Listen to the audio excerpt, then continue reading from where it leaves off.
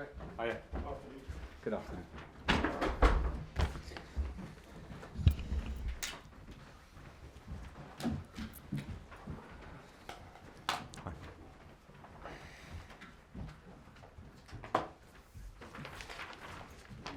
Okay, good afternoon everybody. We will start off in usual fashion with the TV broadcast section first and Sky Sports News with Jeremy Langdon. Jeremy. Hi Frank. Hi. Can we just check on the team news first of all, any fresh issues and who's unavailable for Brentford? REECE James unavailable probably for the season. Mason Mount the same potential for the last game of the season, but probably not. So that's obviously disappointing for us. Kai still struggling a little bit with his knee, so won't be available for tomorrow. But the good news is he should be training at the end of the week. What a big blow for REECE and also for Mason. Can you tell us more?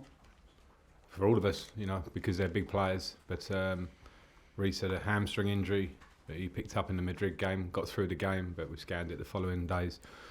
And Mason has been carrying this pelvic sort of injury for quite a while. Definitely predates myself by a while. So he's been trying typically, and medical staff have been trying, but we've got to a stage now where he will have a minor surgery and then be, as I say, probably a 4-week recovery, which we all know where that gets us to.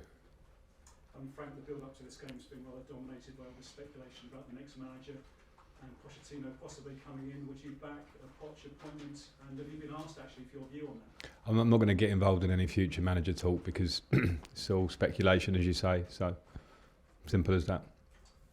Would you expect though to be in charge for the final 7 games, given that you've lost all the first 4? I wouldn't expect anything in football, but you know, I think it's very clear that we're coming to this club when it's in big difficulties. And 1 day to prepare for Wolves. 2 games against Real Madrid. The second performance was much better, and it was a proper team performance like I'd want to see.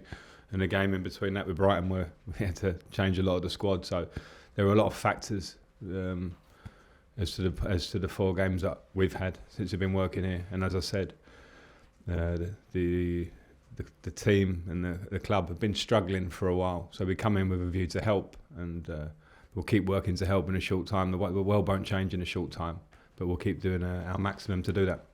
Yeah, Thiago Silva made some interesting comments, didn't he, after Real? He said basically the squad's too big. You know, we need a better strategy for next season, and he's right on the money there, isn't he? It's Thiago's statements. Yeah. Okay, last one, Jeremy. Last one, sorry. 7 games left, Frank. I mean, it feels like the season's over after Real. Is it? It feels like it was the tone of your questioning, to be fair. If I'm honest, so you know, if you want to think that way, but for me it doesn't. I'm manager of Chelsea. I have a big link to this club and pride, and so should the players. So I think if you want to take it down your route, then it's over. But my route is absolutely not over. Olivia. Thanks. PLP. Hi. There's not been many instances in your career where at this stage of the season, even managerial and as a player, especially at Chelsea, you haven't had much to play for at this stage of a season. Is that weird for you? Is this something new that you're sort of taking on now? No, it's not. I understand it a little bit. I don't have a mentality of that there's nothing to play for, and I was fortunate enough to be part of teams that were challenging normally for stuff towards the end of the season, but that's not a given. In fact, we've been fortunate at Chelsea to have that for what, 15, 20 years now. There's a lot of clubs, big status in the Premier League that don't do that. We do it. That's why maybe we feel it that bit more. So I think it's important that it's just, there's a reality that when you have long careers, I've had one as a player and now a coach, you won't compete absolutely every season. It's not a given. So it comes down again to your personal, you know, pride, responsibility, wearing the shirt. We've got now 7 games, 4 against the top 4, 3 away from home. So the running's really tough. There's no doubt about that. So my interest is to see how the players react to that one, because they're tough games. So there's always something on those games.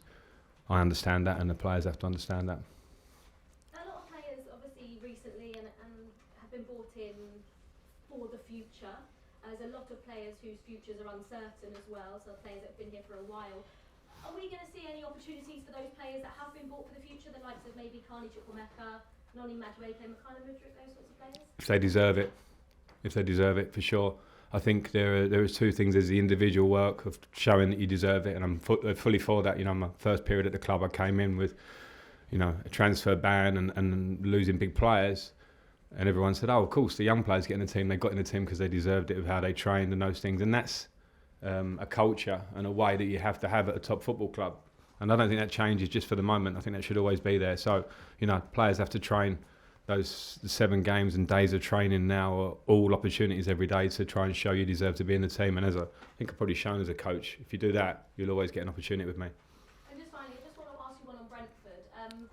What have you been impressed with most since they came up to the Premier League? Because, finishing 13th last season, but in 10th currently, it's been a pretty brilliant season for them, hasn't it? Yeah, I've been impressed with everything. Stability, really good coach, consistency to stay with the coach through difficult moments which you have in seasons, which, for a team like Brentford, establishing themselves in the Premier League will mean moments maybe of difficulty. They've come through those always.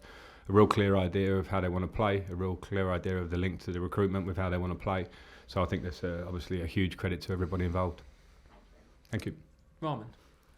Frank, can I just ask you, you mentioned difficulty. What's been the biggest challenge you've had since you've come back? Is it just the fitness of the players, the schedule, or even the results you've had so far?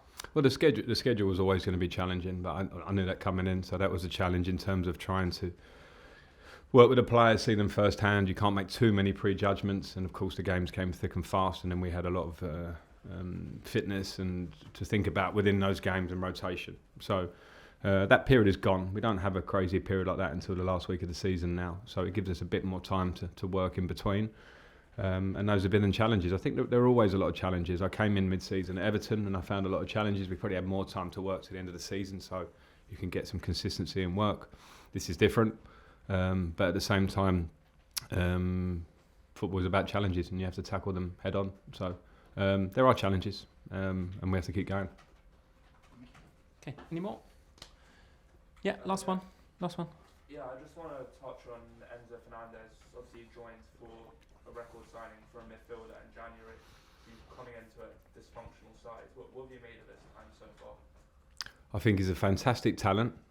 I think a young player to have achieved what he's achieved in this, calendar year or footballing year has been amazing. To be part of a World Cup winning team and to earn himself a move to the Premier League and a club like Chelsea.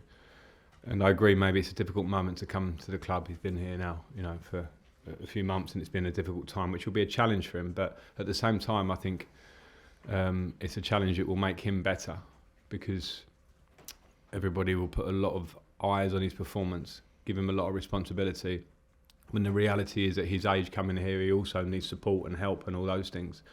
And those things can take time, like speaking the language, for instance. So I think he's a fantastic talent, and I think he is the future of Chelsea, one of, central to a lot of it. But we must also give him that bit of time to settle, because a lot would have happened to him very quickly, So, but yeah, I really like Enzo. I've been very, very impressed with him. Okay, we'll leave it there. Cameras off, please. That's the end of the broadcast section.